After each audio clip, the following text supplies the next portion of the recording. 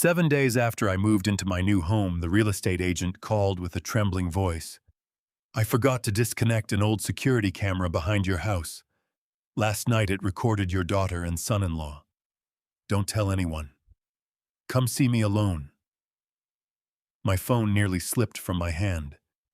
An hour later, I sat across from him as he pushed a flash drive toward me. Then he leaned closer and whispered, "Whatever you see on this, don't let them know you know." Before we go any further, I am so grateful you are here with me tonight. Drop a comment and tell me, where in the world are you watching from? Your city, your state, your country, I read every single one. A quick note. This story contains fictional elements woven in for storytelling purposes. Names and places are coincidental, but everything it has to say to you is worth hearing. The morning I moved into the new house, I made coffee before I unpacked a single box. That was Carol's rule, not mine. She used to say that a kitchen didn't belong to you until you'd made something in it, and coffee counted. So I found the percolator in the third box I opened, rinsed it in the sink, and stood at the window while it brewed, watching the October light come through the oak tree in the backyard and fall in long gold strips across the kitchen floor. It was a good house. A ranch style on Clover Hill Road, one-story cream-colored siding, a wide front porch, and a backyard that backed up to a strip of old maple trees just starting to turn red. I had spent 31 years in the house where Megan grew up, a two-story colonial on the other side of Dayton, and selling it had felt like amputating something. But the colonial was too large for one person, too full of hallways that echoed when I walked through them at night, too layered with the particular silence that settles into a house after someone who filled it is gone. Carol had been gone for 3 years. The colonial had stopped feeling like home the day we buried her. I had used the proceeds from that sale, combined with nearly everything I had saved across 32 years of working as a mechanical engineer at Standard Industries, to pay for this place outright. No mortgage, no monthly obligation to anyone. Just a deed with my name on it, and enough left over to live quietly for the rest of whatever time I had. I was 60 years old. I had a bad knee, a decent pension, and a daughter who lived 20 minutes away. I thought that was enough. Megan arrived at 9:30 with Eric and Lily in tow, their SUV loaded with the boxes I had packed at the Colonial over the previous 2 weeks. Lily burst through the front door ahead of everyone, her purple rain boots squeaking against the hardwood floor, her dark pigtails flying behind her. "Grandpa, there's a garden!" she shouted, pointing toward the back window with both hands. "Can we plant strawberries? I want strawberries." I crouched down and caught her mid-run, and she threw her arms around my neck so hard my bad knee buckled slightly. I held on anyway, pressing my face against the top of her head, and for a moment the tightness in my chest that had lived there since the moving truck pulled out of the Colonial's driveway that morning loosened just enough to breathe. "We can plant whatever you want, sweetheart," I told her. "Strawberries, tomatoes, pumpkins, the whole yard if you want it." She pulled back and looked at me with Carol's eyes, that particular shade of gray-green that still caught me off guard sometimes, and said with complete 7-year-old seriousness, "I think we should do strawberries first, then pumpkins. Tomatoes are boring." I laughed, the kind that came up from somewhere real, and it felt strange and good at the same time. Megan appeared in the doorway a moment later, smiling the way she had been smiling at me since her mother died, warmly, carefully, with something watchful underneath it that I had always attributed to worry. She was 34 now, and she had Carol's cheekbones and my stubbornness and a life in Centerville that always seemed from the outside to be going well. "Dad." She crossed the room and hugged me properly, both arms, and I hugged her back. "It's a great house. Carol would have loved that porch." My throat tightened at that, and I had to work to keep my voice steady. "Yeah," I said. "She would have." Eric came in behind her, carrying 2 boxes stacked on top of each other, managing them with the easy physical confidence he brought to everything. He was 37, broad-shouldered, with the kind of smile that arrived quickly and landed well. I had liked Eric from the beginning. He had always been, as far as I could tell, exactly what he appeared to be: a capable, attentive man who loved my daughter and was good with Lily. "Mr. Hayes." He set the boxes down and shook my hand firmly. "Place looks solid. Good bones." "That's what the inspector said." "Inspectors know their stuff." He glanced around the living room with the appraising look of someone who spent time thinking about structures. "You're going to want to weather strip that front door before winter. I can take care of that for you next weekend if you want." "I appreciate it," I said, and I did. That was the thing about Eric: he offered help in the specific, practical way that actually meant something. We spent the morning moving boxes, arranging furniture, and arguing cheerfully about where the couch should go. Lily supervised from the small wooden chair I set up for her near the back window, issuing directions no one followed, and complaining loudly when ignored. Eric fixed the back gate, which had been hanging at an angle, working with the focused efficiency of a man who genuinely enjoyed fixing things. Around noon, he found me in the kitchen, unpacking dishes, and leaned against the counter with his arms crossed, watching me unwrap the ceramic mugs Carol and I had bought on a trip to Gatlinburg 12 years earlier. "Hey, Dad," he said, keeping his voice easy and conversational. "What time do you usually take your morning drive? I want to make sure Megan and I aren't calling and interrupting you." I set a mug on the shelf and thought about it. 7:30, sometimes 8. Depends on the weather. "Why?" He lifted one shoulder in a relaxed shrug. "No reason. Just want to know when's a good time to check in." He smiled that quick landing smile and pushed off the counter to go help Megan in the hallway. I watched him go and felt nothing except mild gratitude that my son-in-law was the kind of man who thought about things like that. Before they left that afternoon, Eric asked for a spare key.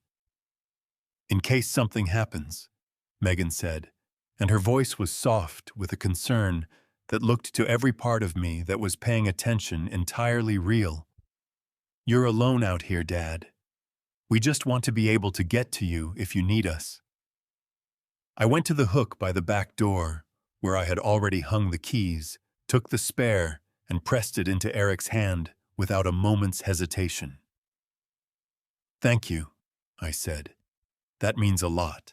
He closed his fingers around it and nodded, and Lily ran in from the backyard to announce that she had found a caterpillar and wanted to keep it, and the moment passed the way ordinary moments do, cleanly, completely, leaving nothing behind. I stood on the front porch and watched their SUV back out of the driveway and disappear around the corner, and the October light was still warm, and the maple trees were still red. And the new house was quiet around me in the way that new houses are holding its breath, waiting to learn who I was going to be inside it. I went back to the kitchen and poured a second cup of coffee. I told him 7:30, sometimes 8. I told him without thinking twice. I told him everything he needed to know. Eric Calloway had always known exactly what to say and when to say it. I used to think that was a gift. The kind of quality you admired in a son-in-law: steady, capable, never awkward at family dinners, never fumbling for words at Carol's funeral, when half the men I had known for 30 years couldn't get through a single sentence without their voices breaking. Eric had stood at the reception afterward and spoken about Carol with the right amount of warmth and the right amount of restraint. And I had thought Megan chose well. That was 3 years ago. I had been thinking about it differently lately. Carol died on a Wednesday in November, a heart attack that came without warning, in the kitchen of the Colonial, the same kitchen where she had made pot roast and birthday cakes and 11,000 ordinary breakfasts across the length of our marriage. She was 57 years old. The paramedics said she was gone before they arrived. I had been in the garage changing the oil on my truck when it happened close enough to hear if she had called out, and she hadn't. And that was the thing: I still couldn't put down the not calling out. Whether she hadn't had time or whether she had tried and I simply hadn't heard. I didn't talk about that with anyone except Frank Doyle. Frank had been my closest friend since we worked together at Standard Industries in the early 90s, a thick-shouldered, plain-spoken man from Cleveland who had zero patience for small talk and genuine talent for saying the truest thing in the room at the worst possible moment. He was the one who sat with me in the hospital parking lot the night Carol died, not saying anything useful, just being present, the way people who have known you a long time know how to be. It was Frank who had said to me about 8 months after the funeral over coffee at the diner on Salem Avenue, "Bobby, that son-in-law of yours smiles too much." I had laughed. "He's friendly." "Friendly is different from smooth," Frank said, wrapping both hands around his mug. "Friendly is when it's real. Smooth is when someone's practiced it until it looks real. Your Eric is smooth." "You're too suspicious," I told him. Frank shrugged his wide shoulders. "Maybe. But Carol didn't trust him either, did she?" I hadn't answered that. Because the truth was that Carol had never said anything specifically negative about Eric. She was too careful for that, but she had occasionally gone quiet in a particular way when his name came up, a thoughtful, measuring quiet that I had noticed and filed away and never examined too closely, because Megan was happy, or appeared to be, and I had decided that was enough. In the 2 years since that conversation, I had watched Megan change in ways I told myself were normal. She called less frequently. When she did call, the conversations were shorter, filled with references to things I didn't have context for: a business opportunity. Eric was pursuing a product line, she was researching people I had never met. She had always had expensive taste, even as a girl, but the purchases I glimpsed during visits had grown noticeably larger: new furniture, designer bags lined up in the hallway of their Centerville house, a kitchen renovation that she mentioned casually, in a way that suggested it had cost more than she wanted to specify. Once carefully, I had raised the subject. "Meggie," I said during a Sunday dinner at their house about a year before I sold the Colonial, "are you and Eric doing all right financially, I mean? No judgment, I just want to know." Megan's chin came up the way it always did when she felt questioned. "Dad, we're fine. Eric has everything under control." "I'm not suggesting he doesn't. I'm asking because I'm your father, and that's what fathers do." "We're fine," she said again, and the warmth in her voice dropped exactly 2 degrees, enough to tell me the conversation was finished. I had let it go. That was my failure. Not the only one, but the one I kept returning to afterward the moment I had the question in my hand, and put it back in my pocket because her chin came up and I didn't want to push. What I didn't know then, what I would only learn much later, was that the bank had already sent their first warning notice to the Centerville house 6 weeks before I moved to Clover Hill Road. Eric and Megan were carrying nearly $800,000 in debt, accumulated through years of overspending, a failed import venture involving a container of high-end home goods from overseas that had arrived damaged and unsellable, and a pattern of borrowing to cover the borrowing that had quietly become a cliff edge. They had 30 days to produce a substantial payment or lose everything. And then my moving date arrived. And Eric asked me what time I took my morning drive. Frank had been right. He usually was about the things I didn't want to look at. Daniel Price had been a real estate agent for 19 years, and in 19 years, he had never once left a job unfinished. Which was why 3 weeks after the closing on Clover Hill Road, he was still thinking about the security system. He sat at his desk on a Tuesday evening, the office empty, around him the parking lot outside dark, except for the orange glow of the streetlight near the entrance. He had his laptop open to the property management account he used to coordinate smart home installations for clients, a side service he had offered for the past 6 years, mostly because buyers appreciated the convenience, and it set him apart from other agents in the Dayton area. For the Clover Hill Road property, he had installed the system originally for the previous owners: a doorbell camera, 2 exterior cameras covering the front and side of the house, and a motion sensor in the garage. When the sale closed, he had walked through with his tablet and deactivated each device one by one, transferring ownership of the accounts to the new buyer. He had been almost certain he had gotten all of them. Almost. The account dashboard showed 5 devices. He had transferred 4. Daniel leaned forward in his chair, his reading glasses sliding down his nose, and clicked on the 5th device. The description read, "Rear storage shed, exterior mount south-facing." He remembered it now, a small weatherproof camera he had tucked under the shed's roof overhang 2 years earlier, after the previous owners reported someone had been stealing gardening tools from the unlocked shed.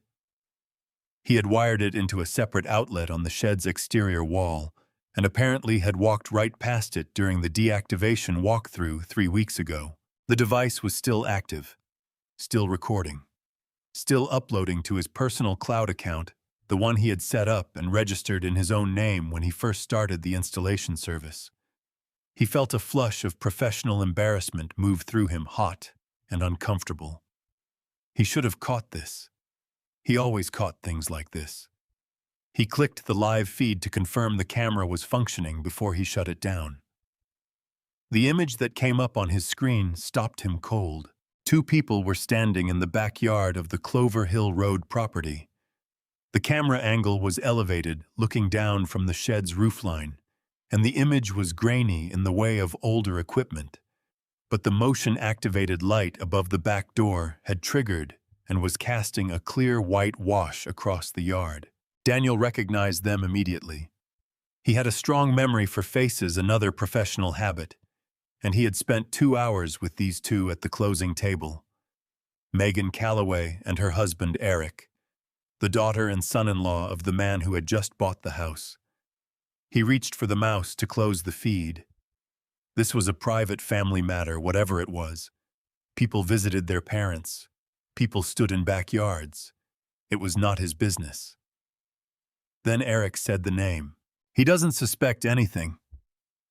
Eric's voice came through the laptop speakers with the slightly flattened quality of outdoor audio, but it was clear enough. He was standing with his arms crossed, his body turned slightly away from the house toward the tree line, away from any window that might carry sound inward. He handed over the key the same day. Didn't even hesitate. Megan was standing a few feet away, her arms wrapped around herself, despite the mild temperature. Her weight shifted back on her heels the way people stand when they want to be somewhere else. "I know," she said. "That's what worries me." "It shouldn't. It makes things easier." "Eric, the car is old." His voice dropped, taking on a flatness that made Daniel's hand freeze on the mouse. People don't maintain vehicles properly at his age. If something goes wrong on the road, no one's going to look twice. They're going to write down mechanical failure and move on. Megan's arms tightened around herself. Her voice dropped too urgent and thin. "Are you sure? Are you absolutely sure no one would be able to tell? Not if it's done right." Daniel sat very still. His hand had moved away from the mouse entirely without him noticing. He was leaning toward the screen now, his reading glasses forgotten on the bridge of his nose, every professional instinct he had, going suddenly and completely quiet in the face of what he was hearing. He thought about Robert Hayes, standing at the closing table 3 weeks earlier, signing his name to the deed with the careful deliberateness of a man who understood exactly what he was purchasing. Afterward, handing the pen back, he had said almost to himself, "I hope this house takes care of me the way the old one did." He had smiled when he said it, but there was something underneath the smile that Daniel recognized now as loneliness. Daniel pressed record. He let the camera run for another 4 minutes, capturing everything, before Megan and Eric moved back toward the house and the motion light clicked off and the yard went dark again. Then he saved the footage to his local drive. He backed it up to a secondary folder. He wrote a time-stamped note in his files describing how he had discovered the active camera and what the footage contained. He sat back and pressed both hands flat against the desk and stared at the ceiling for a long moment. his chest tight with something that wasn't quite fear, but was close enough to feel like it. This was not his business, except that he had put that camera there, and his account had recorded what it recorded. And Robert Hayes had shaken his hand at the closing table and said, "I hope this house takes care of me." Daniel picked up his phone. He dialed before he could reason himself out of it. It rang twice. Robert picked up. When Daniel said the first 3 words, I found something he heard Robert's breath catch on the other end of the line. And he heard beneath it the faint sound of a hand tightening hard around a phone.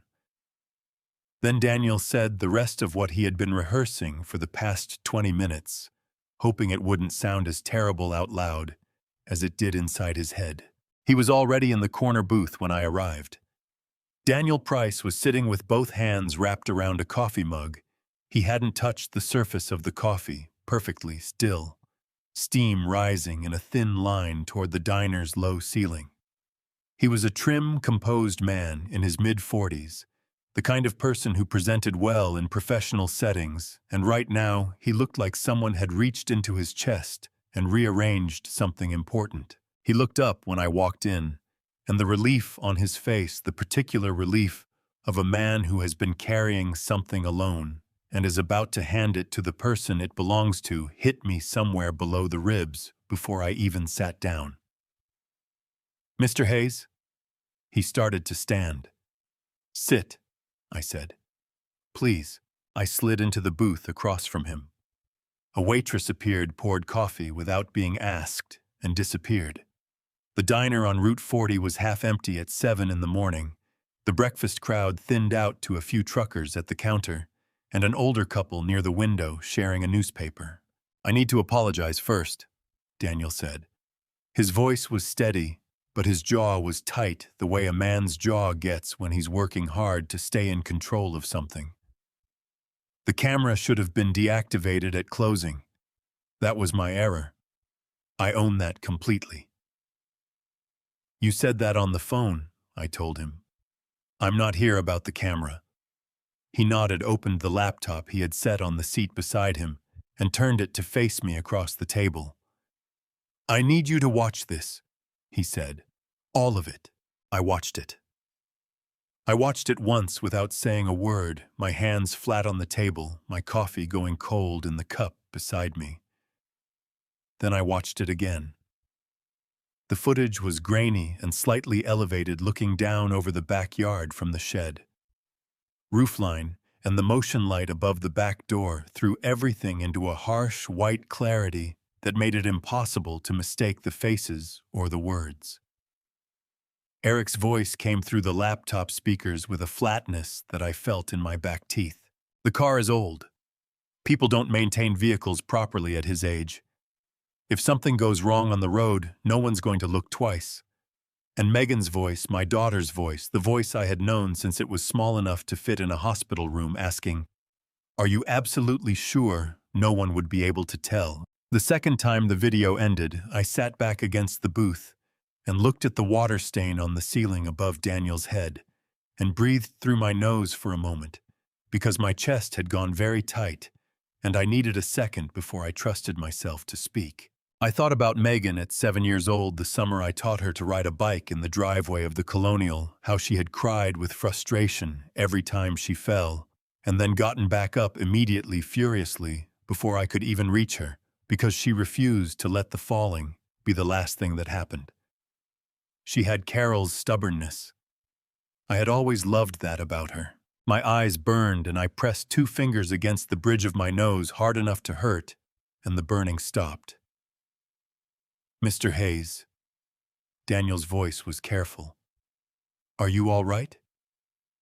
"No," I said, because there was no point in lying to a man who had just shown me what he had shown me.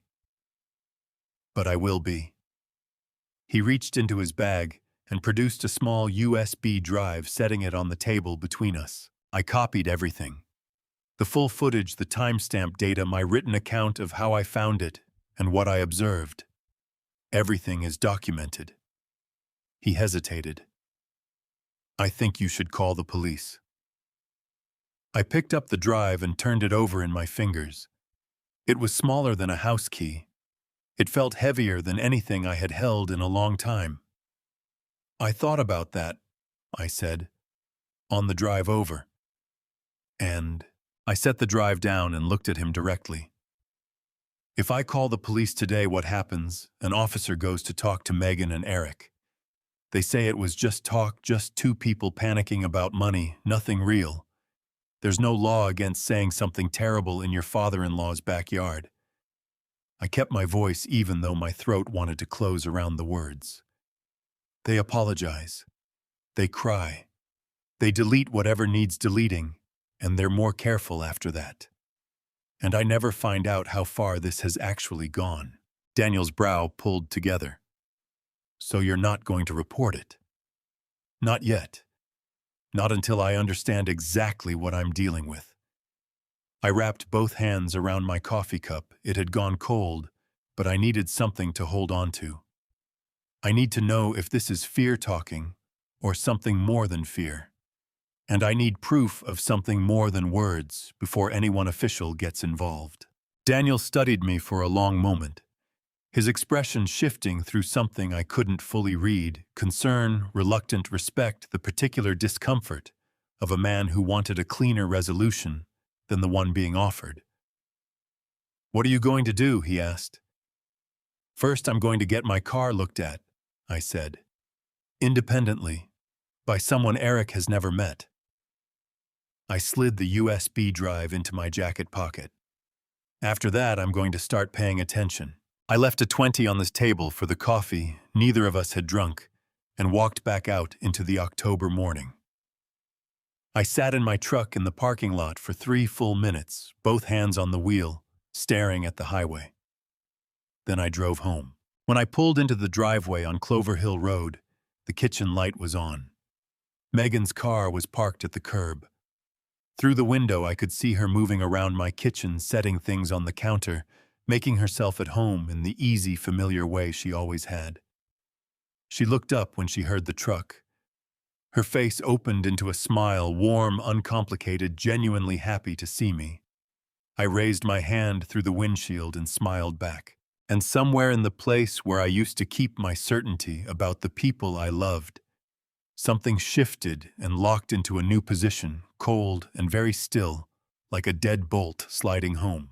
I had lived with Megan for 18 years and loved her for 60. It took me 3 days to learn how to watch her. There is a difference. I understood this slowly over the course of that first week between seeing someone and watching them. Seeing is passive. It happens in the background of everything else. Watching requires you to set something down, something you had been holding without realizing, and give your full attention to what's actually in front of you instead of what you expected to find there. I set down 34 years of being her father, and I watched. What I saw rearranged things I had believed for a long time. Eric called on Monday morning, the day after I came back from the diner, to ask how I was settling in and whether I needed anything from the hardware store, because he was heading that direction anyway. His voice had the easy warmth it always carried, unhurried and genuinely interested sounding. And if I hadn't spent 45 minutes the previous morning watching him on a laptop screen discussing my death with the flat efficiency of a man planning a home renovation, I would have felt nothing but grateful. I'm good, I told him. I've got everything I need. You sure, Dad? Don't be stubborn about this stuff. That's what we're here for. The word Dad landed differently than it used to.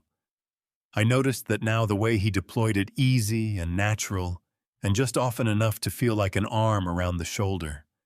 A practiced warmth. Frank's voice came back to me smooth as when someone's practiced it until it looks real. I'm sure, I said, but thank you, Eric. I hung up and wrote the time and content of the call in a small notebook I had started keeping in my shirt pocket. That was the first entry. Over the following 2 days, I filled 4 pages. Eric had asked on the day I moved in what time I took my morning drive. Since then, I had noticed that both he and Megan found ways to return to the subject of my schedule. What days I went to the grocery store, whether I planned to drive to Frank's place that weekend, whether I had looked into getting my car serviced yet, since it had been sitting in the Colonial's garage for several months before the move. That last one came from Megan on Tuesday afternoon, delivered with the particular gentle concern she had been wrapping everything in lately. "Dad, when's the last time you had it looked at?" she asked, standing in my kitchen with a casserole dish she had brought without being asked. "Older cars can develop problems when they sit for a while. Eric would be happy to take it in for you." I looked at the casserole dish. Chicken and rice Carol's recipe, the one Megan had written down years ago in her mother's handwriting on a card she still kept, and felt something turn over painfully in my chest. "Eric already offered," I said, keeping my voice mild. "I told him I'd take care of it." Megan's eyes moved across my face in a quick, searching way that she covered immediately with a smile. "Just making sure you don't forget. You know how you are about that stuff." I smiled back. "I know how I am." After she left, I stood at the kitchen window and watched her car back out of the driveway, and I thought about the casserole dish sitting on my counter, and I thought about how Kowalski's shop on the west side of town, which Frank had mentioned once as the only mechanic he trusted, and I picked up my phone and called Frank. He answered on the second ring the way he always did, as though he had been waiting. "Bobby, what's wrong?" That was Frank, no preamble, no pleasantries, straight to the thing underneath the thing. "Nothing's wrong," I said, which was the most complete lie I had told in 30 years of friendship, and from the pause that followed, Frank knew it too. "Try again," he said. I looked out the window at the maple tree in the backyard, its leaves going deep red at the edges now, and I made a decision. "I need a favor," I said. "A specific one. I need you to take my car to Ray Kowalski's shop and have it looked at. Not Eric's guy, not the dealership, Ray specifically. And I need you to do it before Friday." Another pause, longer this time. "You want me to take your car," Frank said slowly, "to a shop you specified without mentioning it to Eric?" "Yes. Bobby. Frank." The line was quiet for a moment. I could hear him breathing, could picture him exactly sitting at his kitchen table in the house in Riverside, big hands flat on the surface, looking at the middle distance the way he did when he was thinking something through. "Give me the address," he said finally, "and the spare key." The relief that moved through me was so sudden and so physical that my hand tightened on the phone and my eyes stung briefly before I got them under control. 30 years of friendship. Some things you didn't have to earn twice. "Thank you," I said. "Don't thank me yet," Frank said. "Tell me what's actually going on." "I will," I told him, "after you get the car looked at." He didn't push. That was the other thing about Frank. He understood that some information needed to arrive in the right order. We arranged for him to pick up the spare key Wednesday morning when I had an errand in his direction. I kept the main key and continued driving the car normally until then, which required a particular kind of steadiness.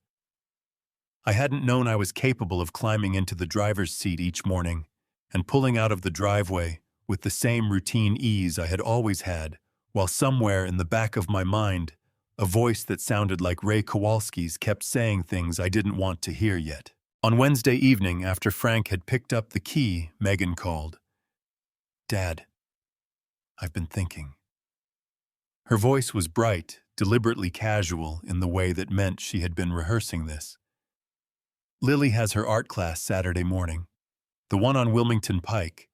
We've got a conflict that morning. Eric's got an early meeting, and I was wondering if you might be able to drive her." I knew the class. I had dropped Lily there twice before the previous spring in my old car. "What time?" I asked. 8:30. I know it's early. I'll see if I can manage it," I said. "My car's in the shop right now. Let me check if it'll be back."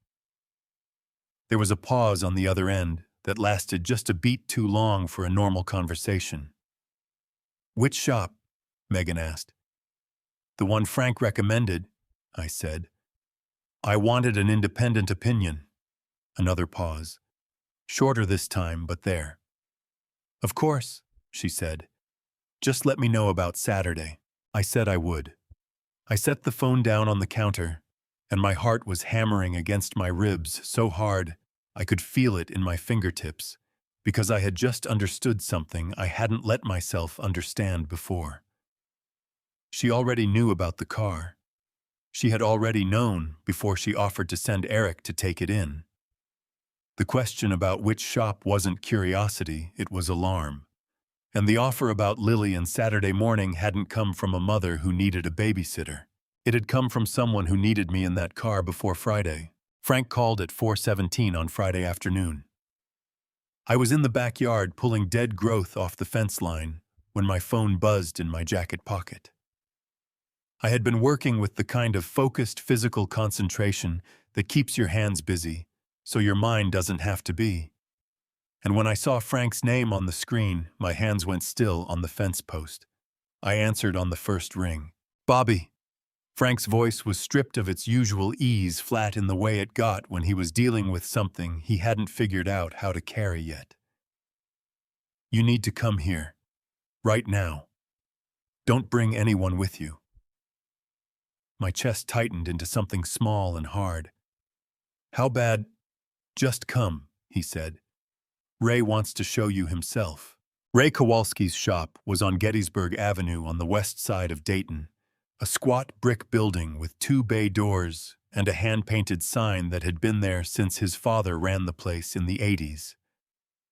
The parking lot was cracked asphalt with a strip of artificial grass along the front that Ray watered religiously every spring, despite it being fake, a detail Frank had told me once as evidence that Ray was the kind of man who took care of things properly regardless of whether anyone was watching. I pulled in at 4:45. Frank was standing outside the near bay door with his arms crossed and his jaw set, and the look on his face, the particular compression around his eyes that I had only seen a handful of times in 30 years, made my stomach drop before I even got out of the truck.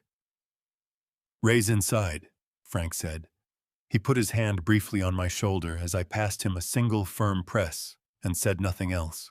Ray Kowalski was exactly what a mechanic ought to be, heavy-set, deliberate with hands that looked like they had been doing this work since before the rest of him had fully grown into them. He was in his late 40s with a gray-streaked beard and the unhurried manner of a man who had spent decades learning that rushing a diagnosis was how you missed what actually mattered. He met me at the door of the near bay and shook my hand without preamble. "Mr. Hayes, I'm glad Frank brought this to me." He gestured toward the lift at the back of the bay where my car sat elevated, its undercarriage exposed under the fluorescent lights. "I want to show you something before I explain it.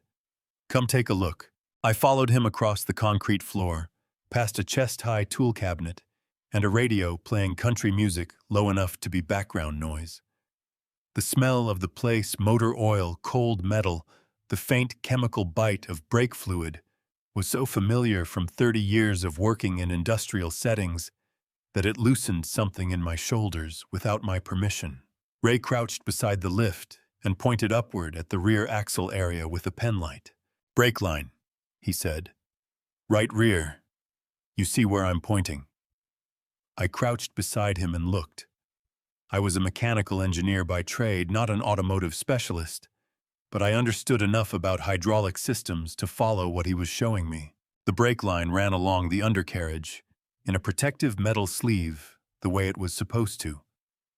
But at a point about 8 inches from where it connected to the rear caliper, the sleeve had been loosened from its bracket, and the line itself had been scored, not cut through, but abraded along a short section, in a way that compromised the wall, without creating an immediate failure. "That's not where," I said. "No," Ray said. "It is not."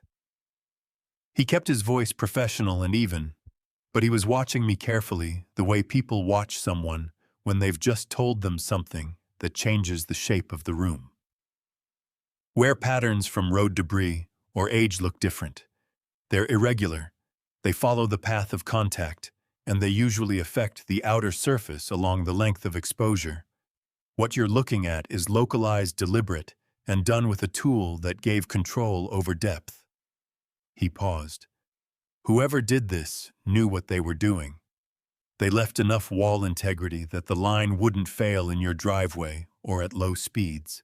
It needed sustained pressure at higher velocity to give way.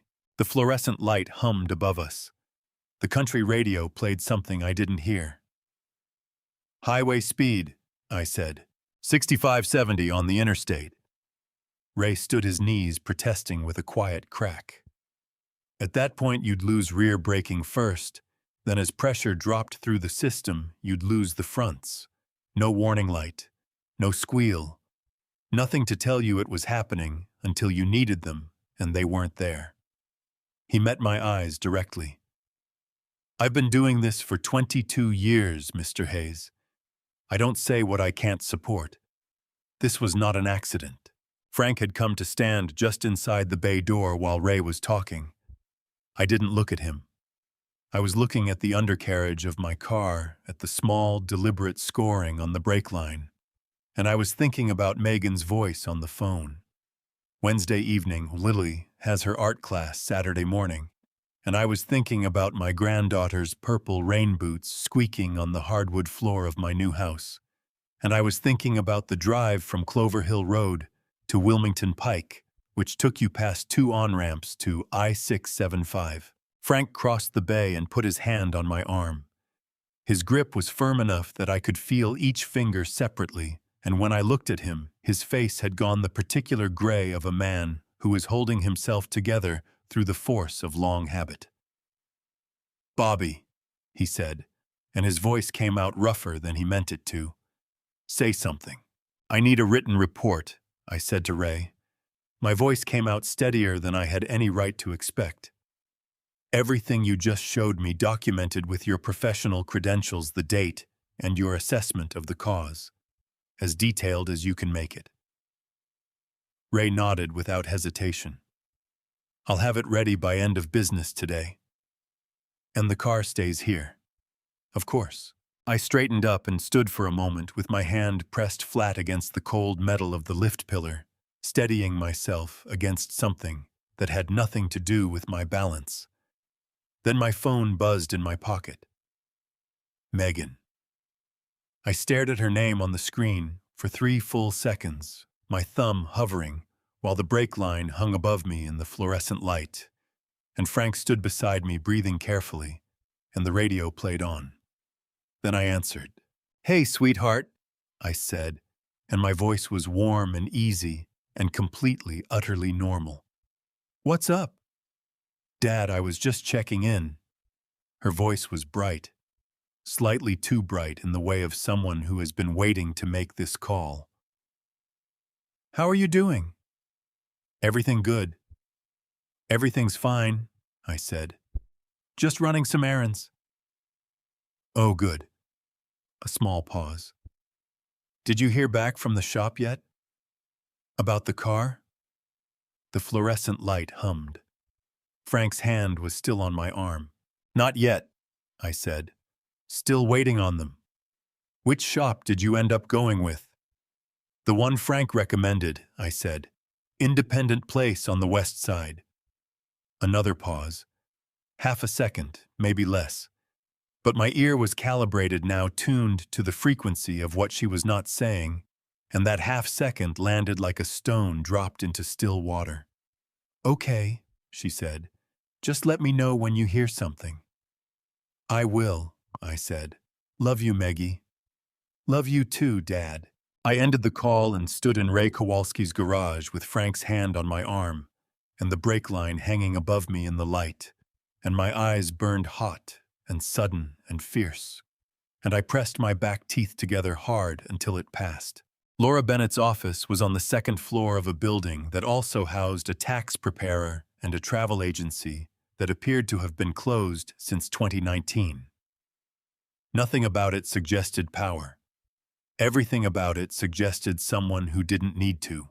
She was 52, trim, and unhurried, with reading glasses pushed up into gray-streaked hair, and the kind of steady, measuring attention that made you feel simultaneously seen and assessed. She had spent 26 years in family law and elder financial abuse cases, which meant she had sat across from a version of my situation more times than either of us wanted to count. I set everything on her desk without preamble. The USB drive Ray's written report with his certification number and professional seal the notebook with my 4 pages of observations and the printed transcript of my call log from the past week. She watched the footage first, twice without speaking. Her pen moved on the legal pad in handwriting, too small for me to read from across the desk. When the second viewing ended, she sat back, removed her reading glasses from her hair, and looked at me. "Mr. Hayes," she said, "I want to be direct with you because I think you'd prefer that." "I would," I said. "What you have is significant. Ray Kowalski's report is credible and specific. He has 22 years of certification behind it, and his documentation is clean. The video establishes intent and agreement between two parties. Together under Ohio Revised Code Section 2923.01, what you're looking at is the foundation of a conspiracy charge." She tapped her pen against the pad. "However, the law requires what's called an overt act, a concrete action taken in furtherance of the plan. The break line gives you that. But prosecutors want to see continued intent, not just a single act that could theoretically be argued as coincidence by a creative defense attorney." My jaw tightened. Meaning the stronger your case is when it's presented, the less room there is for Eric Calloway to walk out of a courtroom with a suspended sentence and a good lawyer. She leaned forward slightly. "If you confront them now, they lawyer up immediately. They explain the vehicle as a misunderstanding, and you spend the next 2 years in civil proceedings that drain everything you have while they remain free. If you wait 2 more weeks and let them continue believing they're in control," she opened her hands, "the more they say and do, the less any attorney can do for them." The tightness in my chest loosened one precise notch. Not relief. Something more useful than relief. "What do I do in the meantime?" I asked. "Change your garage lock today. Install 2 additional cameras covering the rear of the property. I can recommend a service that operates independently of any system Eric might know about. Save every text, every voicemail, every email from either of them going forward." She paused. "And I'd like to bring in a colleague." She slid a card across the desk. Plain white, simple text, Detective Sharon Mills, Dayton Police Department, Financial Crimes and Elder Abuse Unit. "Sharon has worked with me on 4 cases in the past 3 years, Laura said. "She's thorough, she follows procedure exactly, and she understands that evidence gathered improperly is worse than no evidence at all. She'll monitor from a distance until we're ready." I picked up the card and looked at it. Sharon Mills. The name felt like something solid in an afternoon that had contained very few solid things. "How long?" I asked. "Before we're ready." Laura's expression didn't change, but something behind her eyes sharpened with the particular focus of a woman who had spent decades knowing exactly how these things moved. "They're running out of time with the bank," she said. "That means they'll accelerate faster than they want to. Pressure makes people careless." She stood extending her hand across the desk. "Give them enough rope, Mr. Hayes. They'll do the rest themselves." I shook her hand. Her grip was firm and brief and completely certain. Walking out into the October afternoon, I felt something I hadn't felt since Daniel Price had called me 8 days earlier. Not hope exactly. Something harder than hope and more useful. I was no longer the person this was happening to. I was the person deciding what happened next. I heard the garage door handle before I saw him. It was Sunday afternoon, just past 2 o'clock, and I was at the kitchen table going through the mail when the sound came through the side wall, the specific metallic complaint of someone pressing down on a lever handle and finding resistance where they expected none. A sound that lasted about 2 seconds before it stopped. I set down the envelope I was holding and waited. 30 seconds later, footsteps crossed the back patio. A knock at the kitchen door, 3 raps easy and confident, the knock of a man who expected to be welcomed. I took a breath, arranged my face into something that resembled mild surprise, and opened the door. Eric stood on the back step in a gray fleece pullover and dark jeans, one hand still raised from knocking, a smile already deployed and waiting. He looked relaxed. He looked like a son-in-law dropping by on a Sunday afternoon, because that was the kind of attentive person he was. "Eric," I said, putting warmth into it, "I didn't know you were coming by. Sorry to just show up." He lowered his hand and glanced past me into the kitchen with the casual ease of someone who had done it 100 times. "I was in the neighborhood and thought I'd check in, see how you're settling." "Come on in," I said, and stepped back. He came in and stood near the counter, hands in his pockets, eyes moving around the kitchen in a way that looked like friendly interest and wasn't. I had watched enough footage of Eric by now to know that his eyes were almost never doing what his face suggested they were doing. "I tried the garage," he said, keeping his voice easy. "Wanted to check on that side door seal I noticed last week. The weather's turning and I thought it might need—" "I changed the locks," I said. He stopped. The smile held, but something behind it recalibrated in the space of half a heartbeat, a tiny involuntary reset, the kind a person can't fully control when information arrives that they weren't prepared for. "Oh," he said. "How come?" I shrugged with the comfortable unconcern of a man who had simply handled a household matter. "Figured it was time. New house, fresh start. I've got a spare for you if you need it." No. He waved a hand. "That's fine. Makes sense." He paused. "How's the car here back from the shop yet?" "Still waiting," I said. "These things take time." "Right."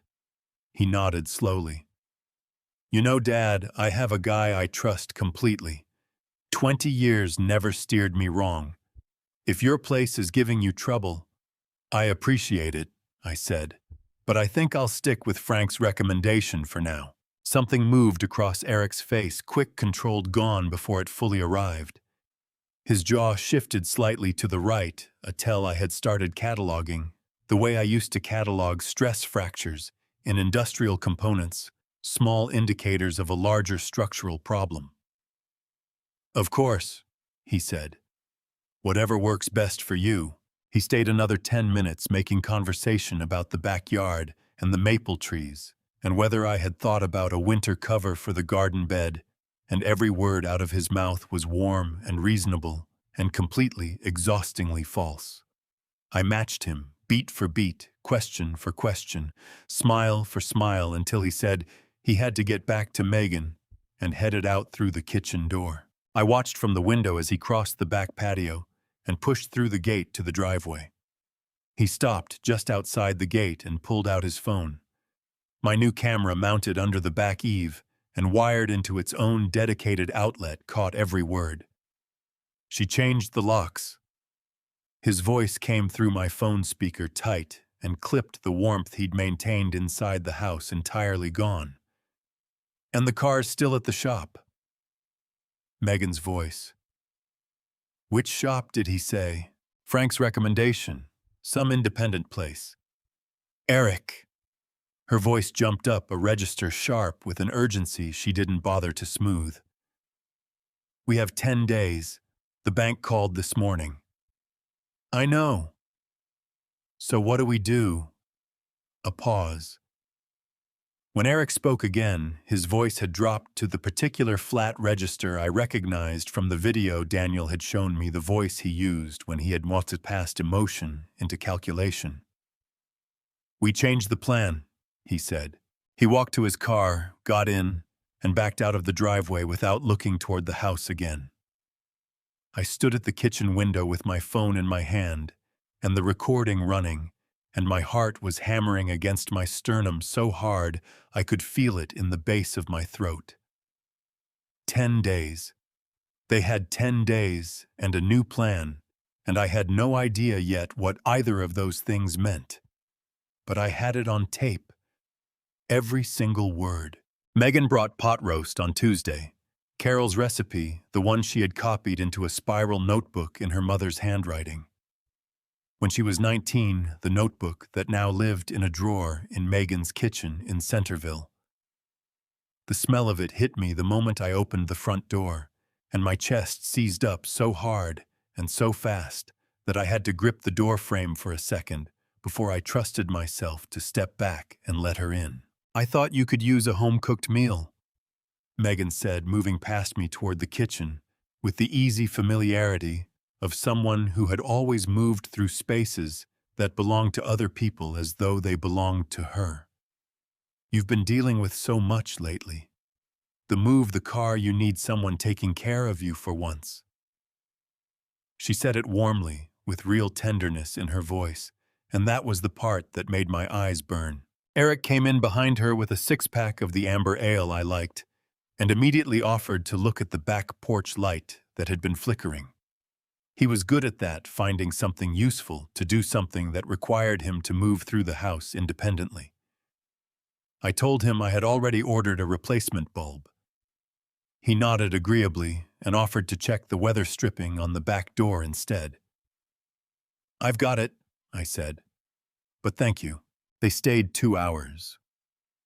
Megan reheated the pot roast and set the table and asked 3 times whether I was getting enough sleep, whether I had been driving anywhere alone lately, whether I had thought about joining a senior center for the social aspect. Eric fixed himself to the living room like a man who was simply relaxing and moved his eyes over every surface with the quiet efficiency of someone taking inventory. I ate enough to be polite. After they left, I scraped the rest into the trash. It wasn't that I was certain. I want to be honest about that. I wasn't certain about anything except the brake line and the video and the 10-day countdown Eric didn't know I was aware of. But something had shifted in the way I experienced ordinary gestures from these two people, the way a color shifts when you change the light it's seen in. The pot roast was Carol's recipe. The hands that made it belonged to a woman who had stood in a backyard 7 days earlier and asked whether it would look like an accident. I couldn't unknow that. I didn't know how to hold both things at once. That evening, after the dishes were done and the house was quiet, I opened the drawer in my desk and took out the letter. Carol had written it 6 weeks before she died, during a period when her cardiologist had adjusted her medication, and she had spent 2 weeks feeling worse before she felt better. She hadn't told me she was writing it. I found it in her bedside table 3 months after the funeral, tucked inside a book she had been reading in an envelope with Megan's name on the front, in Carol's careful, slightly forward-leaning cursive. I had read it once the day I found it, and then put it away because reading it felt like something I needed to ration carefully. I read it again now, sitting at my desk with the October dark pressing against the windows. "Meggie, if you are reading this, then something happened that I didn't get to warn you about in person. I need you to hear this from me. Your father is going to be fine. He is stronger than he knows and more stubborn than either of us wants to admit. But he needs someone in his corner, the way I have always been in his corner. That's your job now. Don't let him be alone in the hard parts. Don't let him pretend he's okay when he isn't. Take care of him the way he took care of both of us for 30 years, without ever once asking for anything back. I love you more than I know how to write down." Mom, I folded the letter along its original creases and held it in both hands for a moment, and my throat ached with something so complicated I couldn't have named it. Grief. For Carol, grief for the daughter Carol had believed in so completely. Grief for the particular distance between the woman Carol had asked Megan to be and the woman Megan had become. My phone buzzed on the desk beside me. Daniel Price. Mr. Hayes, the camera picked something up again tonight. You need to see this one too. Before I show you what that second video revealed, and I promise you, it changes everything you think you know about this story, drop the number 10 in the comments right now, so I know you're still here with me. Because what comes next is something I never saw coming, and I don't think you will either. A small note before we continue: some details in this story have been shaped for narrative purposes. If that is not something you wish to hear, this is a gentle moment to step away, no hard feelings at all. The second video was harder to watch than the first, not because of what Eric said, because of what Megan did and didn't do, and what that told me about everything I had been telling myself for the past 10 days. Daniel had texted the file directly to my phone, along with a note that said he had already saved 3 backup copies and would bring everything to Laura Bennett's office first thing in the morning. I sat at my desk with the October dark outside and Carol's letter still on the surface beside me, and I pressed play. The camera angle was the same, elevated, looking down from the shed roofline, the motion light throwing that flat white wash across the yard. Megan and Eric were standing in the same positions they had occupied the first time, which told me this was a location they had chosen deliberately, a spot they considered safe from the house's interior. They were arguing. Not the careful, modulated disagreement of two people managing conflict in front of others, but a real argument. Voices sharp, bodies tight, the kind of fight that had been building pressure for days before it finally came out. "You told me it would be small," Megan said. Her voice was raw in a way I had never heard from her, scraped down to something underneath the composed surface she usually presented. "You said it would look like an ordinary accident. A fender bender, a skid on a wet road. You said he wouldn't even be seriously hurt." Eric's voice came back flat and without apology. "I told you what you needed to hear." Megan made a sound that drove straight into my chest, like something physical, a short, broken exhale that was almost a laugh and almost a sob, and was neither. "Like last time," she said. "You told Marcus the same thing. You said it would just be a scare, and he spent 11 days in the hospital." I stopped the video. I sat with that sentence for a long moment, feeling it rearrange things inside my chest. The way a hard impact rearranges furniture. Everything shifting. Nothing quite where it had been before. Marcus. A name I had never heard. 11 days in a hospital. I pressed play. "Marcus walked out," Eric said. His voice had dropped to the particular register I was learning to recognize, the one that lived below emotion, below justification, in the place where he was simply solving a problem. "Your father won't be that lucky. You lied to me." Megan's voice cracked on the last word, and I watched her press the back of her hand against her mouth, her shoulders shaking. "You lied to me about Marcus, and you're lying to me now about what this actually—" "I am fixing our lives," Eric said, stepping toward her. "That's what I'm doing. While you spend money we don't have on products that don't sell, and leave me to figure out how we survive it, I am fixing it. So you can stand there and tell me I lied, or you can stand there and help me. But you don't get to do both." Megan lowered her hand. Her face, in the harsh white light of the motion sensor, was wet with tears she hadn't bothered to wipe away. And for a moment, she looked so much like the 7-year-old I had been watching in my memory all week that my throat closed completely. Then she pressed her lips together and looked away from him toward the tree line, and didn't walk away. I closed the video. My hands were shaking, and I pressed them flat on the desk, the way Ray Kowalski had pressed his against the lift pillar, looking for something solid. Laura called the next morning before I had finished my first cup of coffee. "I've been looking into Marcus Webb," she said, and her voice had the particular careful quality of a person delivering information they wish they didn't have. There was a single-vehicle accident on I-70 westbound 2 years ago February. A Marcus Webb, 44, former business partner of Eric Calloway's. His car left the road at mile marker 112.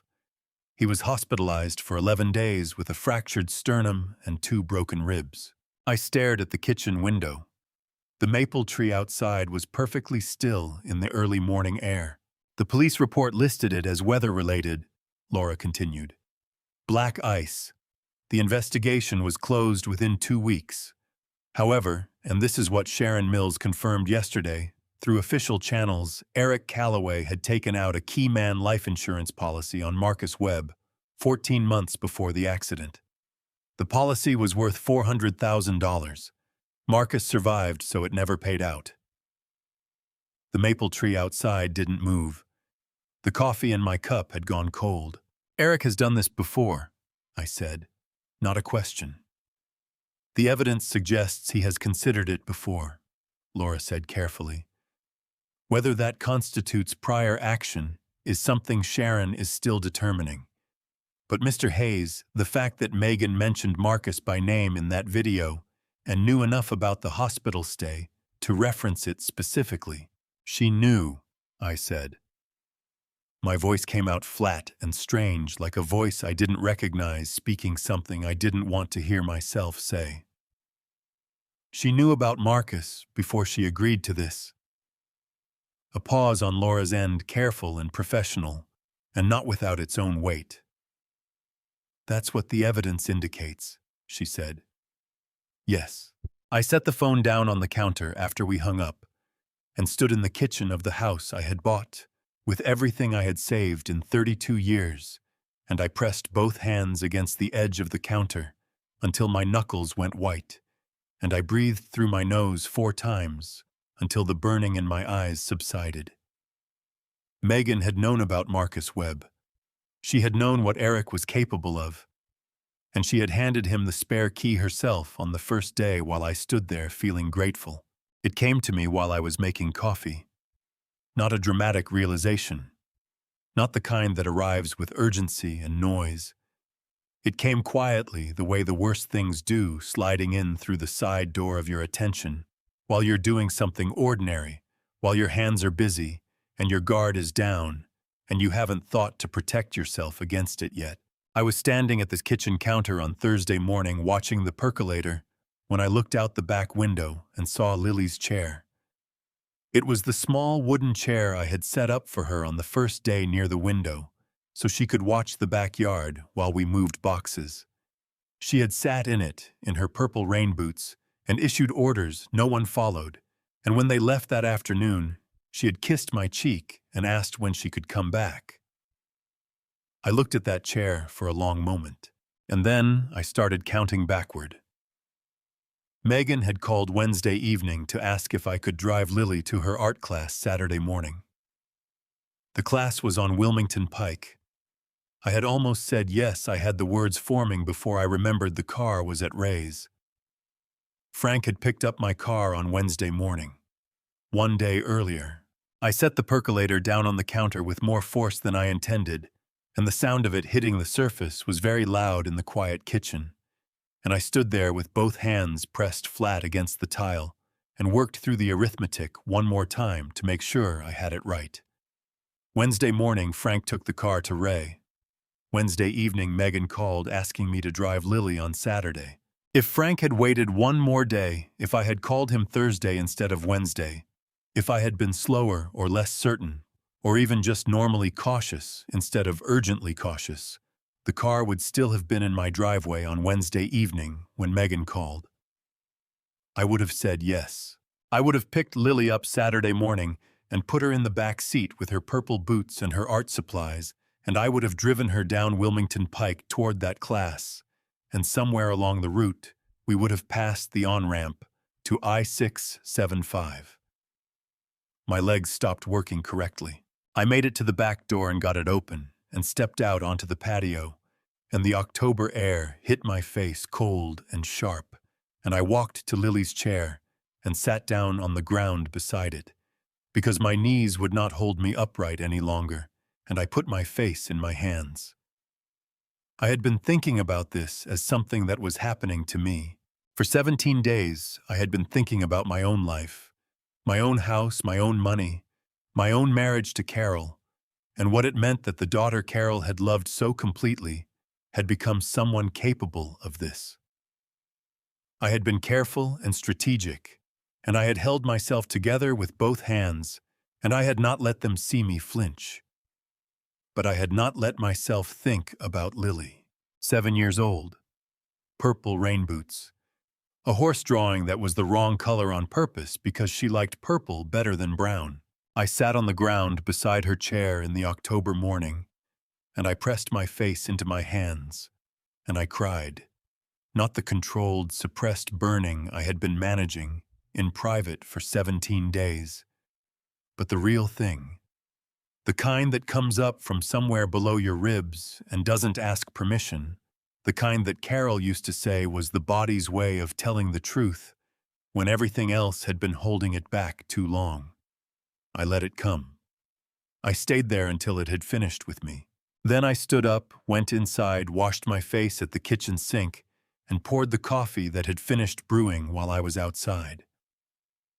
By the time I sat down at the kitchen table, something had settled in my chest into a new configuration, heavier than what had been there before, and harder and very certain. I was done waiting for them to make the next move. My phone rang. Laura. Mr. Hayes, she said without preamble. Sharon and I have reviewed everything. The second video, the insurance records report your documented observations. A brief pause. We have what we need. I want to move Sunday. I wrapped both hands around my coffee mug and looked out the window at Lily's chair.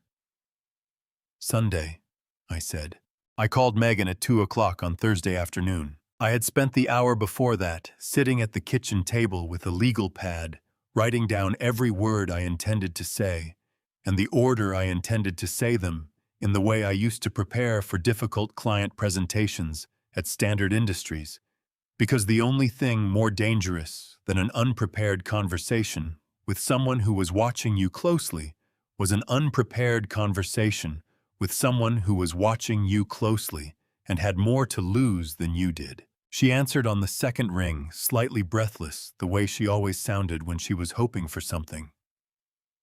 Dad. Hi. Is everything okay? Everything's fine, I said, and I made my voice carry the particular warmth of a man who had been doing some thinking and had arrived somewhere good. I've been going over some things, and I wanted to talk to you about a financial matter, something that might help you and Eric. The quality of her breathing changed. It was almost imperceptible, a slight slowing, a careful recalibration. And if I hadn't spent the past 10 days learning to hear the things underneath the things she said, I would have missed it entirely. What do you mean? She asked.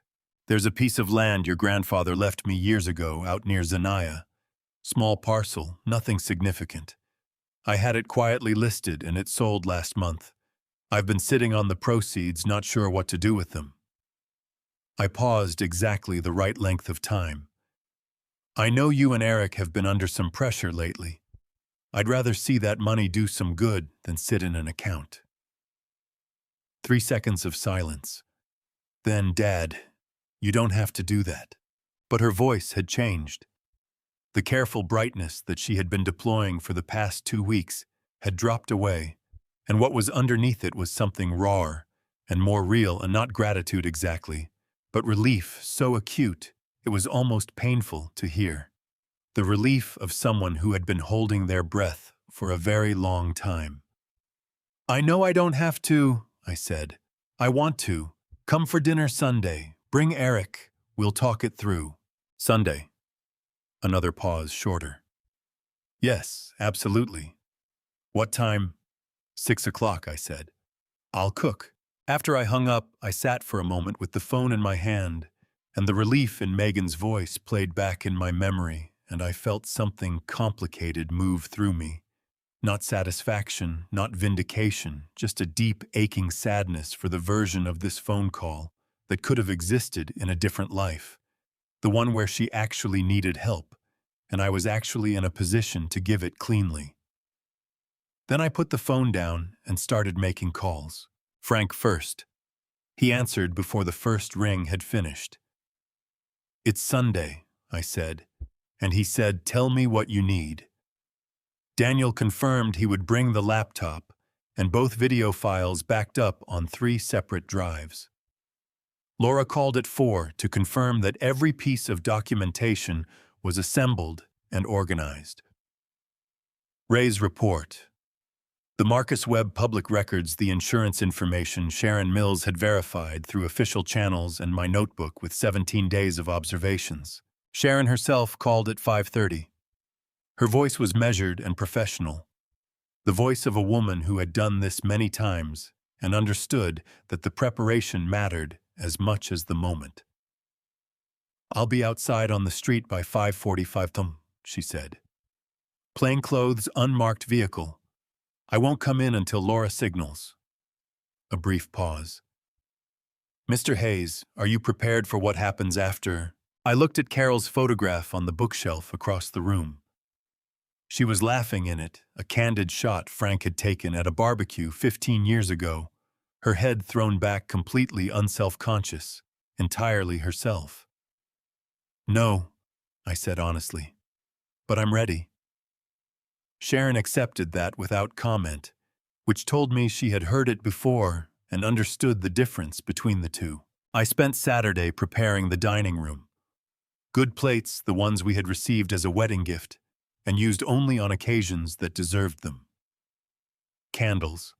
A bottle of wine I selected carefully, not for the occasion, but against it something that would look to anyone walking in like a man who believed he was celebrating something. Because that was exactly what I needed them to believe. Saturday night I stood in the dining room doorway and looked at the table I had set, and I thought about Eric placing a folder on that same surface in approximately 24 hours, certain that everything was finally going the way he had planned it. I looked at Carol's photograph one more time. "I know what you would have done," I said quietly to the empty room. "You would have done exactly this. Before I tell you what happened when they sat down at that dinner table, and trust me, you have been waiting for this moment since the very beginning. Comment the word ready below so I know you're still with me." Because Robert had been preparing for this night for 21 days, and so in a way have you. Quick note, this story contains fictional elements crafted for reflection. Names and details are coincidental, but what it has to say is meant sincerely. They brought the pot roast again. The same dish, the same recipe, the same careful warmth in Megan's face when she carried it through my front door at 5:53, 7 minutes early, which told me everything I needed to know about how badly they needed this evening to go the way they had planned it. Eric came in behind her with a bottle of Merlot and the relaxed, unhurried manner of a man arriving at a celebration he had personally arranged. He shook my hand. His grip was firm and warm, and he held it a beat longer than necessary, the way men do when they want you to feel their confidence transferring to you. "Dad." He smiled, and it reached his eyes exactly the right amount. "This is good of you, really. Family takes care of family," I said, and I meant something entirely different by it than he did. I had set the table the way Carol used to set it for Thanksgiving. The good plates, the cloth napkins I rarely used, 2 white candles in the brass holders she had bought at an estate sale in Yellow Springs the year Megan turned 10. The Merlot went on the sideboard.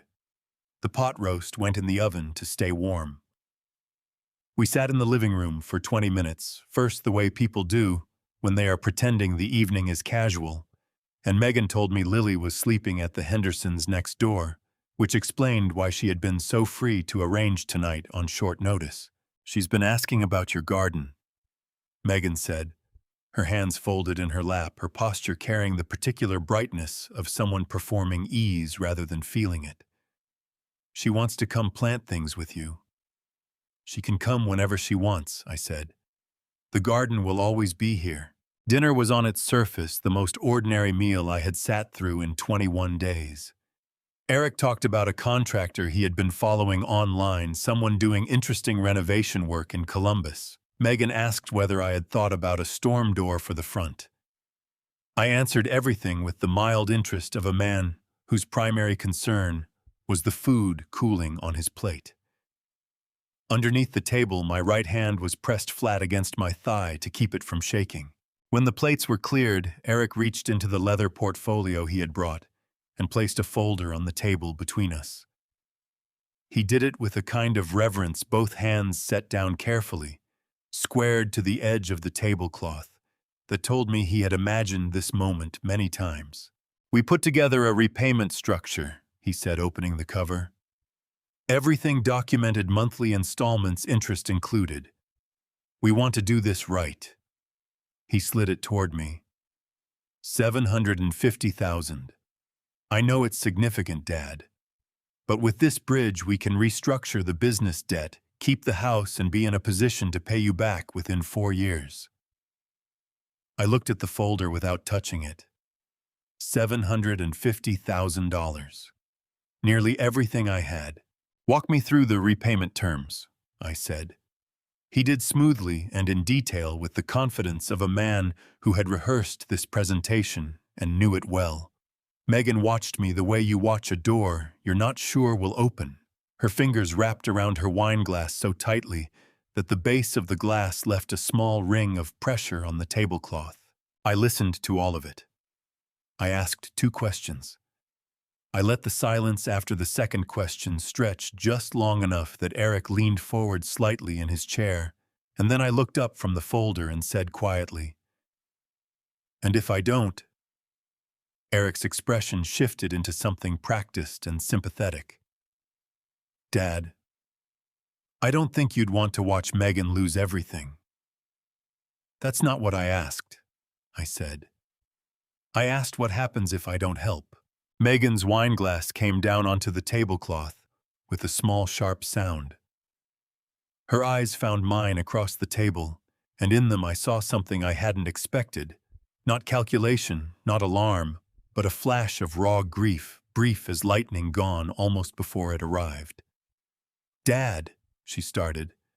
"The way I misunderstood what happened with my car," I said. The color left her face so completely and so fast that it was like watching the lights go out in a building floor by floor, instant by instant, until there was nothing lit behind her eyes but something cold and very afraid. Eric's hand went flat on the table beside the folder. His jaw shifted right, his mouth opened, and from somewhere near the front door, the doorbell rang. I had imagined this moment many times over the past 2 weeks. In my imagination, it always felt like triumph, the clean, certain satisfaction of a man who had been careful and patient, and was now watching that patience pay out exactly as planned. Standing there in my own dining room, watching their faces change, I found that triumph was the last thing I felt. What I felt was something older and heavier without a clean name. I stood up from the table, set my napkin beside my plate, and walked to the front door. Laura Bennett stood on the porch in a charcoal blazer, her leather briefcase under one arm, her expression carrying the particular settled calm of a woman who had done this before and understood that the next 30 minutes would require precision, not emotion. Behind her stood Daniel Price, laptop bag over one shoulder, 3 backup drives in his jacket pocket. Beside Daniel stood Ray Kowalski, still in his work clothes, his written report in a manila folder held flat against his side.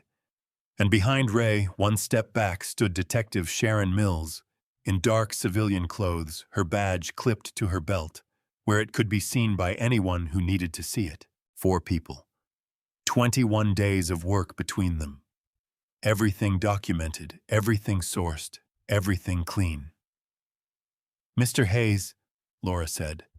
Her voice was pitched exactly right, professional, unhurried, carrying just enough weight to fill the doorway without spilling past it. "I believe this is a good time."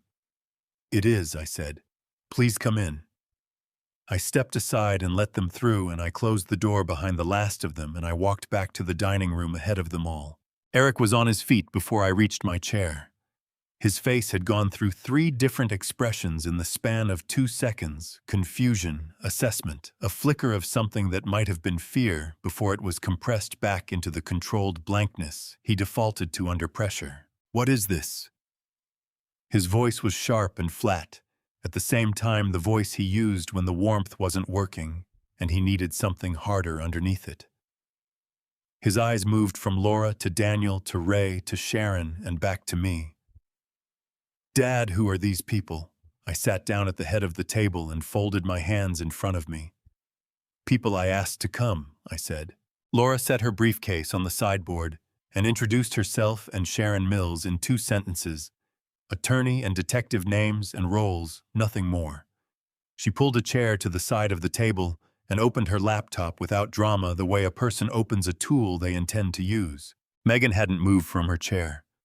Her hands were pressed flat on the tablecloth on either side of her wine glass, and her chest was rising and falling, with the short, shallow breathing of someone who was trying very hard not to make any sound at all.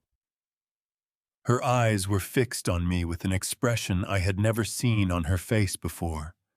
Not anger, not defiance, but a terrible, helpless recognition. The look of a person watching something they had told themselves would never happen.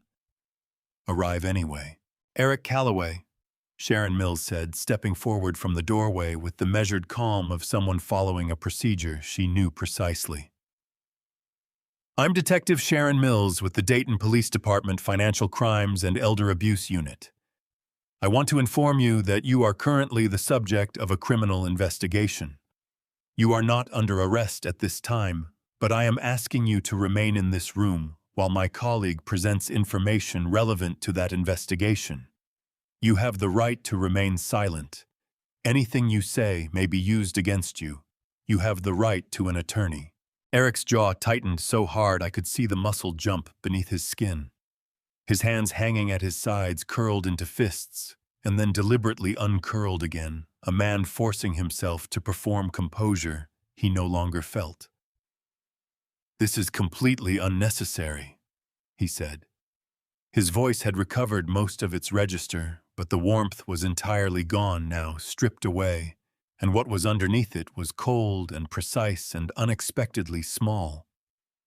"Whatever you think you have," Laura pressed play.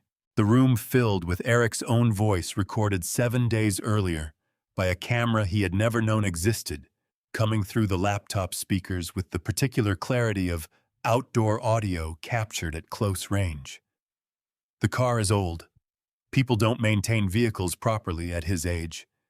If something goes wrong on the road, no one's going to look twice. They're going to write down mechanical failure and move on." Megan made a sound in her throat, a short, involuntary thing barely audible like a breath punched out of her, and pressed the back of both hands against her mouth, her eyes filling so fast the tears spilled before she could blink them back. Eric turned to look at her. She couldn't look at him. She was looking at me.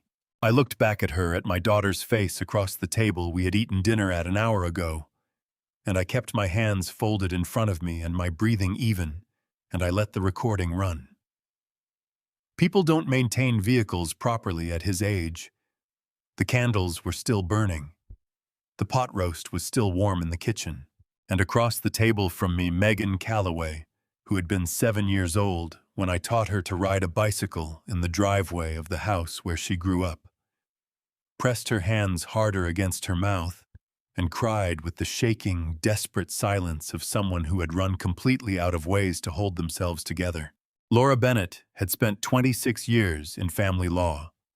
She laid out what she had, the way a surgeon works, precise, unhurried, and completely without cruelty, which somehow made it land harder than cruelty ever could. She started with Ray Kowalski's report. She set the original document on the table, turned it so Eric could read it, and summarized it in 4 sentences: the scored break line, the deliberate nature of the damage, the professional assessment of what would have occurred at highway speed, and Ray's 22 years of certification, backing every word of it. She placed Ray's business card beside the report so the credentials were visible. Eric looked at the document with the expression of a man trying to calculate whether a fire he was standing in could still be contained. "That doesn't prove anything," he said. His voice had the flat, careful quality of someone choosing each word the way you choose your footing on uncertain ground. "Cars develop mechanical issues. That report proves a brake line was damaged. It doesn't prove who damaged it or when."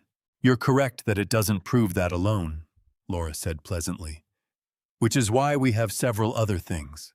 She placed the second item on the table, printed emails between Megan and a freight broker in Columbus documenting the imported home goods shipment that had arrived damaged and unsellable.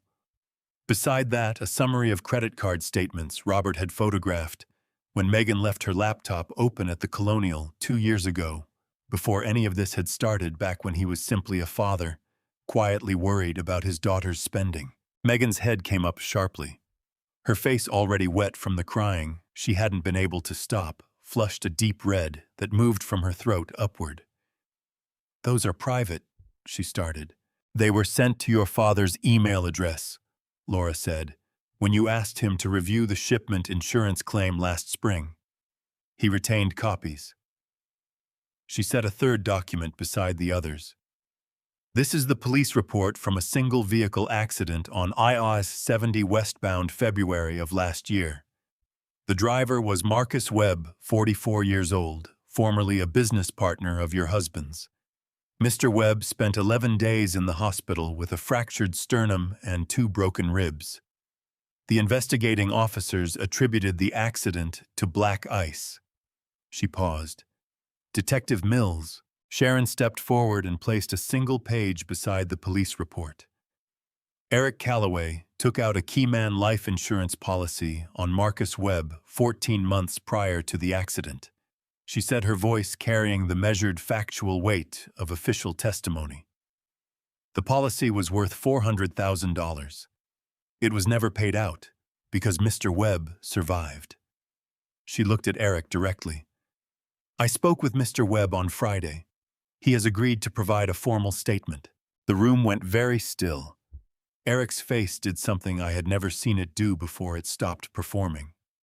For a single unguarded moment, every calculation behind his eyes was visible, the machinery exposed, before he pulled it back behind the expression that was trying to be contempt and arriving closer to fear. "Marcus Webb had nothing to do with—" Megan's voice cracked open across the room like something that had been sealed too long under pressure. Every careful layer she had spent weeks holding in place collapsing all at once. "You told me it would be small," she said, her words coming out ragged and shaking. "You told me Dad might get a little banged up, and we'd have the insurance money within a month and nobody would look twice. That's what you said. That's exactly what you said." Eric turned on her with a speed that made Daniel Price take one step forward from the doorway before stopping himself. "You agreed," Eric said, his voice dropping to something very low and very controlled, which was somehow worse than shouting. "You stood in that backyard and you agreed. You gave him the spare key.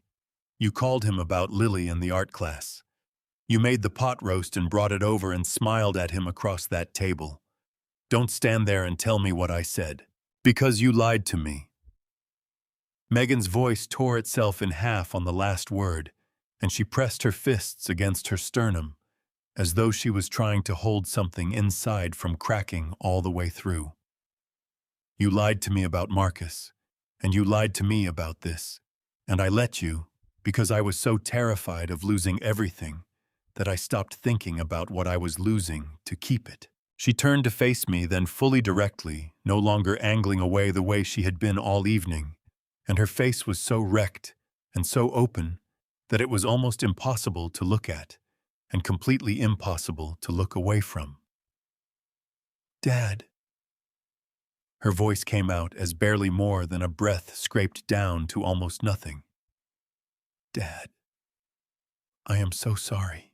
I looked at my daughter across the table, where Carol's good plates were still stacked at the sideboard, and the candles had burned down another inch while all of this was happening, and I felt something move through my chest that was not forgiveness and not its opposite, but something that existed in the complicated space between them, heavy and real and without any clean resolution. "I know you are Maggie," I said. It was all I had. It was all that was true. Sharon Mills stepped toward Eric with the quiet, procedural certainty of a woman closing something out. "Mr. Calloway," she said, "I'm going to ask you to come with me this evening to provide a formal statement at the station. You are not under arrest at this time, but I want to be clear that this investigation is active and the evidence we have is substantial. I strongly recommend you contact an attorney before we speak." She paused. "Do you understand?" Eric looked at her for a long moment. Then he looked at me. Whatever he saw in my face, it was enough. He looked away first. "I understand," he said. He picked up his jacket from the back of his chair, and he walked out of my dining room without looking at Megan again, and Sharon Mills followed him, and the sound of the front door closing behind them was the most ordinary sound in the world. Megan was still standing at the table, her fists pressed against her chest, her shoulders shaking with the effort of holding herself upright. I looked at her for a long moment. Then I stood up, walked to the sideboard, and began quietly clearing the good plates that Carol had picked out at the estate sale in Yellow Springs, because they needed to be put away, and because I needed something to do with my hands, and because some part of me understood that whatever came next between my daughter and me, it was not going to begin tonight. Tonight had already contained everything it could hold. They were gone by 9 o'clock. Laura and Daniel and Ray had left first quietly, and without ceremony, the way professionals leave when the work is done and the rest belongs to someone else. Sharon Mills had gone with Eric, her unmarked car pulling away from the curb, with no lights, no noise, nothing to announce itself to the neighborhood. Megan had been last. She had stood in my front hallway for a long moment, after Eric left her coat half on, and her eyes swollen nearly shut from crying, and she had looked at me with an expression so stripped of everything she usually wore on her face that I barely recognized her. Not the careful brightness, not the performed warmth, just her face bare and wrecked, and 20 years younger than it had looked 3 hours ago. "I don't expect you to forgive me," she said. Her voice was hoarse and uneven, scraped raw by everything the evening had asked of it. "I don't even know how to ask for that. I just need you to know that I knew the whole time I knew what I was doing. I kept telling myself there was a line I wouldn't cross, and every time I got to that line, I moved it." She pressed the back of her hand hard against her mouth, composing herself by force. "I moved it all the way to you, Dad. And I don't know how to live with that yet." I looked at my daughter standing in the hallway of the house I had bought, with everything I had saved across 32 years, and I thought of every true thing I could have said and found that none of them were right for this moment. "Go home, Maggie," I said. "Get some sleep. The rest of this keeps." She nodded once and walked out, and the door closed behind her with a sound so ordinary it seemed wrong for the occasion. The house settled into a silence deeper than any I had known in it.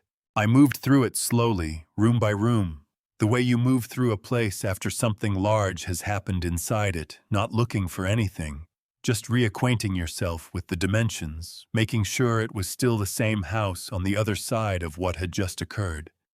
The kitchen where the pot roast still sat in the oven on warm. The living room where Carol's photograph was still on the bookshelf, still laughing, still completely herself.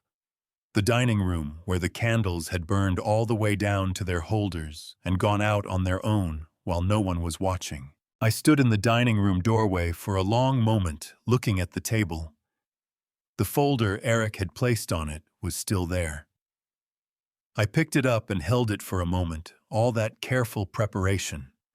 All those months of planning, $750,000 of my life, reduced to 30 pages in a leather portfolio. And then I set it on the sideboard next to Carol's good plates and walked to my desk. The drawer where I kept the letter was in the second drawer on the left, beneath a copy of the previous year's tax return and a birthday card Lily had made me in March, with a drawing of a horse that she had colored purple because she liked purple better than brown. I took the letter out. I sat in the chair at my desk, and I unfolded it along its original creases, and for the first time since I had found it in Carol's bedside table 3 years ago, I read it out loud. My voice sounded strange in the empty room. Too loud, and then too quiet, and then just right. Just the sound of one person reading something that was meant to be heard by someone who wasn't there. There was only one line I stopped at. Only one I had to read twice before I could move past it. That's your job now. I folded the letter back along its creases. My hands were not shaking. I noticed that and was surprised by it. I sat for a while in the chair with the letter in my lap, looking at the dark window and the October night beyond it, and I thought about Carol writing those words at the kitchen table of the Colonial, 6 weeks before her heart stopped in the particular careful cursive she had used her entire life. She had written them because she loved Megan, and she knew Megan, and she understood something about the shape of what might go wrong. Nothing as specific as this, but the general shape of it. The way love, when it isn't tended carefully, can turn into something that looks like love and isn't. She had tried to give Megan a way back to herself before she had gone far enough to need one. Megan had gone further than Carol imagined. I set the letter on the desk and pressed both hands flat against the wood and looked at it for a long time. Then my phone rang. Unknown number. Late enough that unknown numbers didn't call with good news. I picked it up anyway because the evening had already contained everything I had been afraid of, and I found I was no longer afraid of what came next. Grandpa? The voice was small and sleepy, and immediately devastatingly familiar. Are you okay? Mrs. Henderson let me use her phone. I woke up and I had a bad dream, and I wanted to make sure you were okay. My throat closed so completely that for a moment I couldn't produce a single word. Then something in my chest broke open in the best possible way, warm and sudden and clean, the way light comes through a window when a cloud moves unexpected and completely real. Hey, sweetheart, I said, and my voice came out rough and full and entirely undone. I'm okay. I'm right here. She was 7 years old, and she didn't know what had happened. She only knew that something had the way children always know through some frequency adults forget they ever had access to before anyone explains anything to them at all. Grandpa. Her voice was thick with sleep, the words slightly blurred at the edges, the way they got when she was tired, and had stopped working hard to pronounce things correctly. Are you really okay? Mrs. Henderson said you probably were, but I wanted to make sure myself. I'm really okay, I said.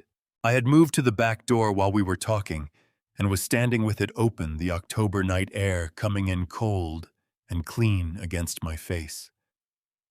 The yard was dark except for the motion light above the back door, which had clicked on when I opened it, throwing that familiar white wash across the grass. Lily's chair sat at the edge of the light, half in shadow, the way it had been sitting all month, patient and small, and exactly where I had put it on the first day when everything about this house had still felt like possibility. I had a bad dream, she said. There was a loud noise and then everybody was gone. My chest tightened and then loosened, and then did something more complicated that I didn't have a word for.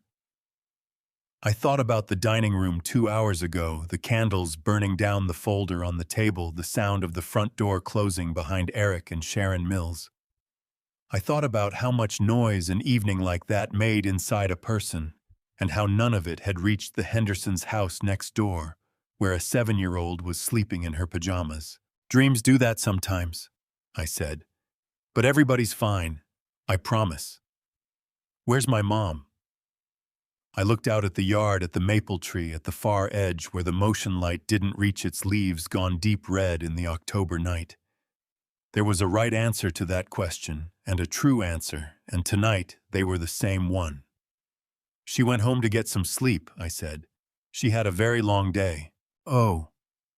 A pause while Lily processed this with the deliberate, unhurried consideration she brought to most things.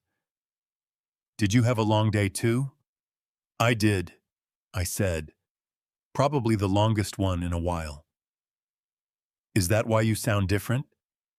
I stopped. In 30 years of being a father and now a grandfather, no one had ever caught me quite like that. No setup, no warning, just a 7-year-old on a borrowed phone asking the question that went straight to the center of everything. I sound different, I said. A little bit, she said carefully, the way she said things when she was trying to be accurate rather than kind. Like when you came to my school play last year, and you cried a little during the songs, even though it wasn't a sad part. You sound like that. My throat did something complicated, and I pressed the back of my free hand against my mouth for a moment, and looked up at the strip of sky above the tree line, where a few stars were visible through the cloud cover, faint and steady. You noticed that, I said. I notice things, Lily said, with the quiet confidence of someone stating a fact about themselves they have tested and confirmed. Mom says I'm observant. I looked it up. It means you pay attention to stuff. It does, I said. And you are. You always have been. There was a small, comfortable silence, the kind that only exists between people who don't need to fill every gap with words.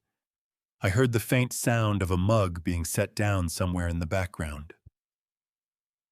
Mrs. Henderson's kitchen. I imagined warm and ordinary, and entirely separate from everything that had happened in my dining room tonight. Mrs. Henderson gave me hot chocolate. Lily said, her voice brightening with the completeness of a 7-year-old pivoting to the most important available information. With the little marshmallows, the real ones, not the fake, crunchy kind. She has the good ones. Something moved up through my chest and came out of my mouth before I could identify what it was. A laugh, the real kind, short and rough, and entirely unplanned, the kind that arrives without permission and leaves you slightly undone in the best possible way. It felt so foreign after the evening I had just been through that for a second I didn't recognize it. Mrs. Henderson has excellent taste, I said. She really does. Lily considered this with the gravity of someone delivering a professional assessment. Then, with the efficiency of a person who had covered the important housekeeping items and was ready to move to the main agenda. Grandpa, when can I come see your garden? I've been thinking about it, and I decided strawberries go on the left side because they need different water than tomatoes, and it's better to keep them separate. I already have the whole layout planned. I pressed my free hand flat against the doorframe and closed my eyes, and behind my eyelids I could see her perfectly sitting at Mrs. Henderson's kitchen table in her pajamas, feet probably not touching the floor, hot chocolate, leaving a ring on the surface in front of her, completely certain about a garden she hadn't seen since moving day, having spent the intervening 3 weeks refining a horticultural plan that no one had asked her to make. 7 years old, purple boots, a horse drawing colored wrong on purpose because she liked purple better than brown. You can come whenever you want, I said. The strawberries will be waiting for you. We'll plant them exactly where you decided, left side, just like you said. Left side, she confirmed firmly. I already decided. Left side it is. A softer pause this time. Grandpa? Yeah, sweetheart. I'm glad you're okay. Her voice had dropped back to its sleepy register, the hot chocolate doing its work, the edges of her words going soft. I was really worried when I woke up. I didn't know why, I just was. My throat closed completely the way it had been closing all evening, But this time what came with it wasn't grief or anger, or the complicated, exhausted sadness of the dining room. This time, it was something warmer and more fundamental, the specific, irreducible weight of being loved by someone who didn't need a reason to love you, who woke up in the night, worried about you, before they even understood what worry was, and called to make sure, because that was simply what you did for someone who mattered. Carol used to say that children were the only honest measurement of what actually mattered because they hadn't learned yet to lie about what they needed. She had been right about that too. "I'm glad you called," I said. "Now go to sleep. Mrs. Henderson needs her phone back." Lily giggled, a small, sleepy sound that settled into the October night around me like something being gently set down in exactly the right place. "Okay. Good night, Grandpa." "Good night, sweetheart." The line went quiet. I stood in the open back door for a long time after the cold air moving around me, looking out at the yard. Lily's chair at the edge of the light.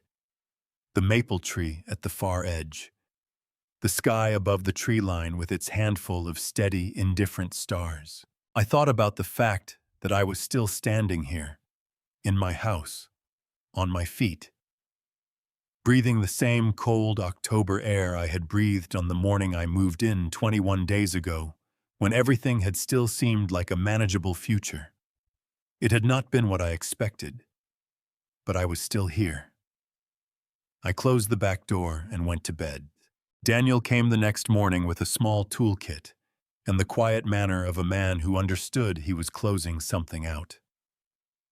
I had coffee ready when he arrived at 8:15, and we stood in the kitchen for a few minutes, without talking about anything that had happened the night before, which was exactly right. He asked how I had slept. I told him better than I expected. He said he was glad and he meant it, and that was the whole of it. We went out back together. The October morning was cold and perfectly clear, the kind of Ohio morning that arrives after a front passes through air so clean it almost had a taste to it. The sky a hard particular blue that felt newly washed. The maple tree at the far edge of the yard had let go of most of its remaining leaves overnight, and they lay across the grass in overlapping layers of rust and amber and deep red, covering Lily's chair almost entirely. I watched Daniel set his ladder against the shed's overhang and climb up with the easy, practiced efficiency of a man who had installed and removed enough hardware to do it without thinking. He worked for about 3 minutes, his breath showing faint in the cold air, and then he came down with the camera in his hand. It was smaller than I remembered. He turned it over in his fingers. This little device that had been sitting under the shed's roofline for 2 years, recording nothing, and then suddenly recording everything that mattered. And he looked at it with the expression of a man trying to determine how he felt about an object that had caused this much consequence by simply being forgotten. "If I had remembered to disconnect it," he said, "you would never have known, if you had seen it and chosen to stay quiet." I said, "I would never have known. Those are two very different things." He looked at me for a moment, and something in his face shifted, not relief exactly, but the particular settling that happens when someone who has been carrying a question finally hears it answered the way they needed it to be answered. He placed the camera in my hand. I held it in my palm. Small and light, barely the weight of a house key.